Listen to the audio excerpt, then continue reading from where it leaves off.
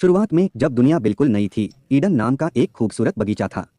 यह सबसे रंग बिरंगे फूलों, सबसे रसीले फलों और सबसे चहचहाते पक्षियों से भरा हुआ था। इस बगीचे में भगवान ने पहले दो लोगों आदम और हव्वा को बनाया। बगीचे में जीवन, खेल और आनंद के कभी न खत्म होने वाले दिन जैसा था।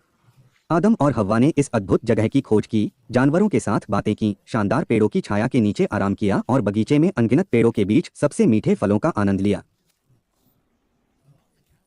अच्छे और बुरे के ज्ञान का पेड़ बाहर खड़ा था।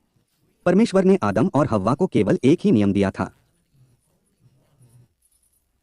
इस पेड़ का फल मत खाओ। लेकिन जिज्ञासा एक शक्तिशाली चीज है।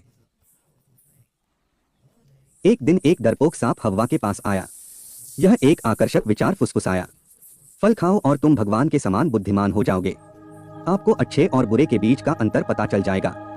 फल बहुत आकर्षक, बहुत स्वादिष्ट लग रहा था और ज्ञान का वादा बहुत लुभावना था। ईव ने हाथ बढ़ाया, फल उठाया और काट लिया। उसने कुछ एडम को दिया, जिसने भी खाया। लेकिन जैसे ही उन्होंने फल का स्वाद चखा, उनकी आंखें एक ऐसे तरीके से खुल गईं जिसकी उन्होंने उम्मीद नहीं की थी। उन्होंने चीजों को अलग तरह से देखा और महसूस किया कि उन्होंने ईश्वर की अवज्ञा की है। उन्हें डर और शर्मिंदगी महसूस हुई, ऐसी भावनाएं जो उन्होंने बगीचे के आनंद में कभी नहीं देखी थीं। जब परमेश्वर को पता चला कि उन्होंने क्या किया है, तो वह उनकी अवज्ञा से बहुत दुखी हुआ। परिणाम स्पष्ट था, वे अब अदन में नहीं रह सकते थे। गार्डन छोड़ना कठिन था। अदन के द्वार उनके पीछे बंद हो गए और पहली बार उन्हें जीवन की कठोरता का दंश महसूस हुआ। ईडन के बाहर दुनिया उबड़-खाबड़ और जंगली थी। आदम और हव्वा को शुरू से ही सब कुछ सीखना पड़ा, भोजन कैसे उगाना है, आश्रय कैसे बनाना है और तत्वों से कैसे बचना है। जीवन अब आनंददायक खोजों की श्रृंखला नहीं, बल्कि अस्तित्व के लिए संघर्ष था।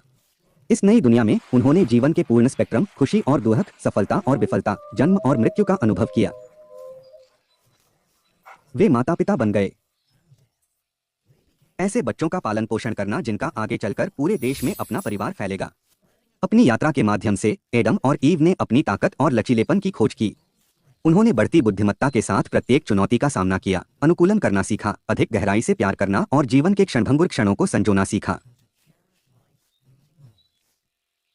उन्होंने अपने बच्चों को ईडन की कहानियां, अच्छे विकल्प चुनने और अपने कार्यों के परिणामों के साथ जीने का महत्व सिखाया। देखने के लिए धन्यवाद। अगले साहसिक कार्य में मिलते हैं।